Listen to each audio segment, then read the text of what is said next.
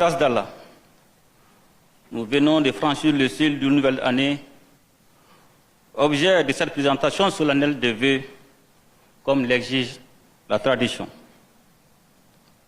Que l'année 2026 soit une année de paix, de réconciliation et de prospérité pour le Mali et pour le Sahel. Mesdames et messieurs, l'année 2025 a été marquée par des défis multiples, mais grâce à la détermination du peuple malien, à la responsabilité des institutions de la République et à l'esprit de sacrifice de nos forces armées et de sécurité, le Mali est resté debout, résolument tourné vers l'essentiel, à savoir la défense de sa souveraineté, la préservation de la cohésion nationale et la poursuite de la refondation de l'État. Les institutions et les autorités administratives indépendantes que vous avez l'honneur de présider occupent une place déterminante dans la marche de notre nation. Par vos missions de régulation, de contrôle, de vérification, de médiation, de protection des droits et d'appui à la transparence de la gestion publique, vous concourez chaque jour à la consolidation de l'État et au renforcement de la confiance des citoyens. Je tiens à vous en féliciter.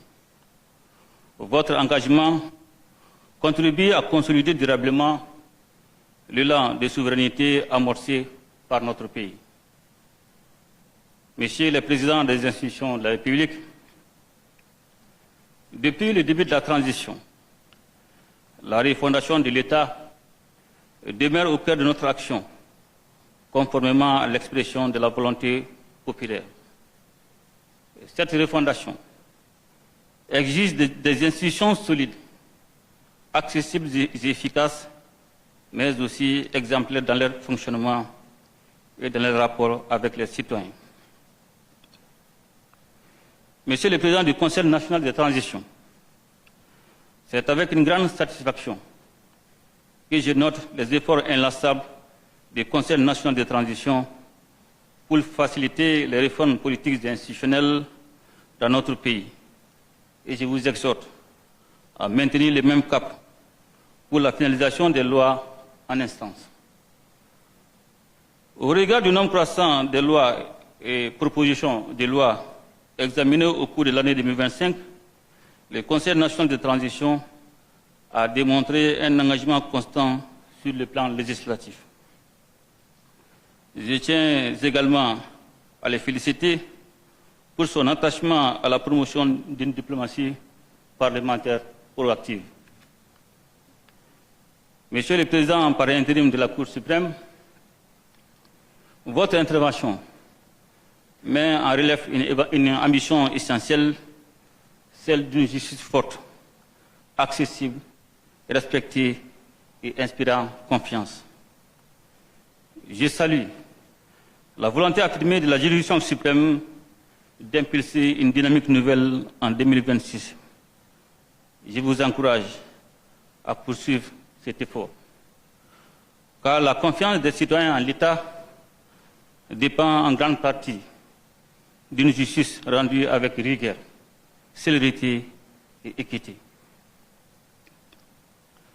Monsieur le Président de la Cour constitutionnelle, je tiens à saluer l'attention constante que vous portez au maintien de la dynamique constitutionnelle et au fonctionnement régulier de nos institutions.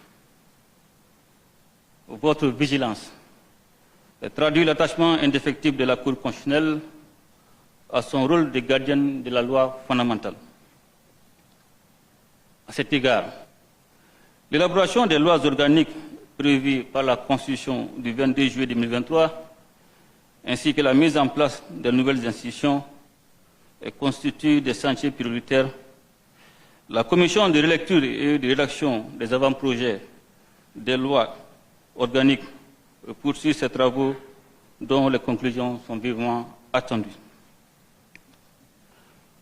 Monsieur le Président du Haut Conseil des collectivités, Le rôle de votre institution dans la mise en œuvre de la décentralisation au service du développement local et régional demeure crucial pour l'édification d'une gouvernance de proximité forte et efficace. Je tiens à cet égard à saluer votre participation active aux diverses activités du gouvernement et des autres institutions de la République, notamment à travers vos contributions pertinentes aux documents de politique nationale. Monsieur le Président du Conseil économique, social, environnemental et culturel, votre institution joue un rôle déterminant dans le processus de refondation de notre État. Je me réjouis des nombreuses activités réalisées au cours de l'année écoulée, malgré un contexte difficile.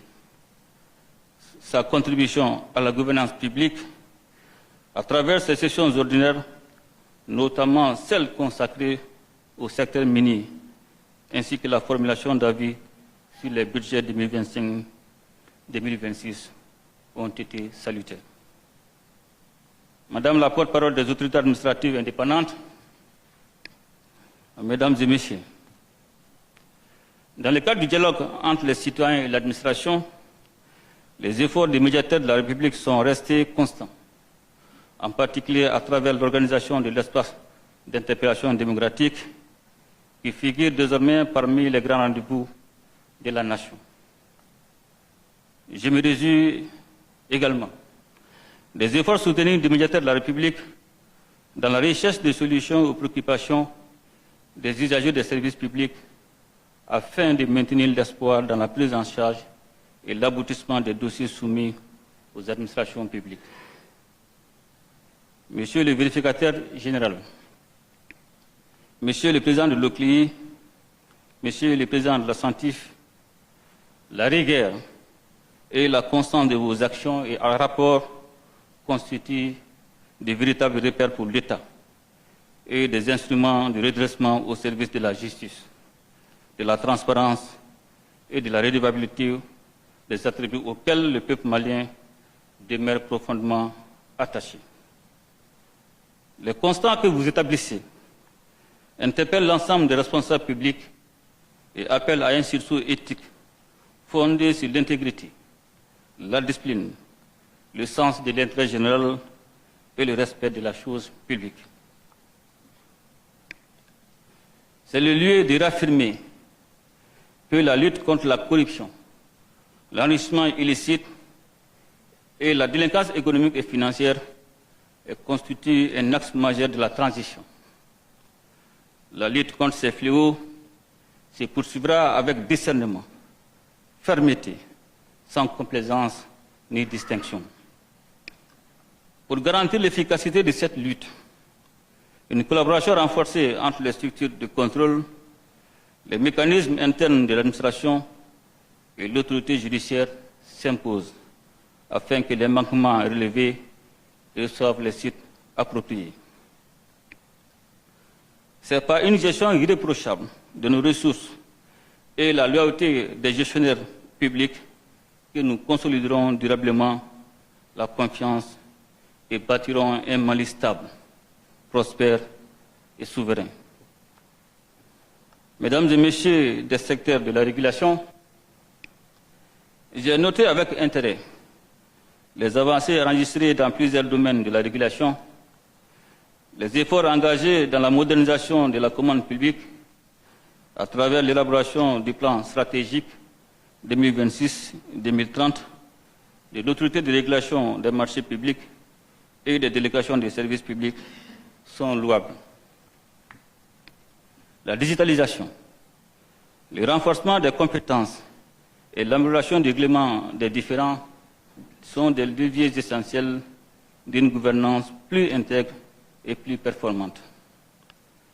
Le travail de la Commission nationale des droits de l'homme ainsi que la continuité du dialogue avec les mécanismes régionaux et internationaux honorent notre pays. Par ailleurs, les résultats obtenus par l'autorité de protection des données à caractère personnel illustrent notre capacité à anticiper, à encadrer les défis liés à la révolution numérique et les libertés individuelles. Je félicite la Commission de régulation de l'électricité et de l'eau pour l'organisation reçue à Bamako de la première rencontre de régulateurs du secteur de l'énergie dans l'espace de la Confédération des États du Sahel, AIS, et sanctionnée par l'adoption des recommandations visant à faire de l'AIS un espace régional intégré d'énergie durable au service du développement économique et social, soutenu par une régulation efficace et harmonisée. L'action de l'autorité de gestion des réparations en faveur des victimes contribue à restaurer la dignité humaine, à consolider la paix et à renforcer la cohésion sociale. Je félicite l'autorité indépendante de gestion des élections pour la mise en œuvre de nombreuses activités de renforcement des capacités au bénéfice du collège, des coordinations et des agents de ces départements techniques sur diverses thématiques électorales, ainsi que l'élaboration d'outils pratiques de gestion des élections. La mise à jour à temps du fichier électoral est à saluer. J'exhorte l'autorité malienne de régulation des télécommunications et des postes à poursuivre ses missions stratégiques afin de renforcer la régulation du secteur des télécommunications, notamment à travers la poursuite du processus d'identification des abonnés, l'amélioration de la qualité des services et la modernisation des outils et la préparation aux nouvelles technologies. L'organisation avec succès de la 3e édition des Journées nationales de cybersécurité en octobre 2025 par l'AMRTP constitue un événement important pour la sécurisation de l'espace numérique national. J'invite l'AMRTP à persévérer sur cette voie. Mesdames et Messieurs, face aux crises multiformes auxquelles notre nation fait face avec courage et résilience, je tiens à rappeler les efforts considérables consentis par l'État pour doter nos forces armées et de sécurité des ressources humaines qualifiées et des moyens modernes adaptés aux défis actuels. Lorsque la guerre informationnelle est instrumentalisée par des puissances ou des réseaux pour affaiblir un État, pour briser son moral collectif et fracturer sa société, elle devient une arme de soumission. Notre réponse restera fondée sur la cohésion nationale, la vérité des faits et la solidité de nos institutions. Je formule le vœu que l'année 2026 soit celle de la consolidation de nos acquis, d'un sursaut collectif porté par l'unité nationale, la discipline et l'amour de la patrie. Ensemble, nous ferons les Maricoulois, qu'Allah bénisse le Mali et protège les